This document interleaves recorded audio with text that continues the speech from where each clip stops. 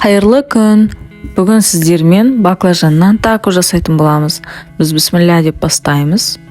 Баклажанды бірдей қалыңдықта турап шығамыз.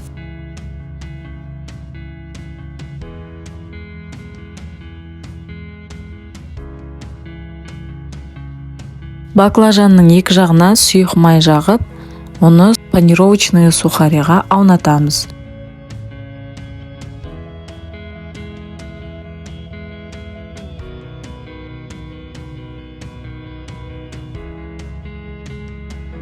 Баклажандарды противенге қойып болған соң, үстіне тұз сеуіп, сұйық майды шылқытпай құйып шығамыз. Баклажандарды қызып тұрған пешке 180 градусқа 30 минутқа пісіреміз.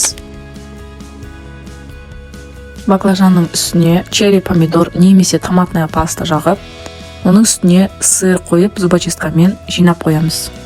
Жиналған баклажандарды тағы да 10-15 минутқа қызып тұрған пешке сыр ерігенше салып қоямыз. Астарыңыз дәмді болсын.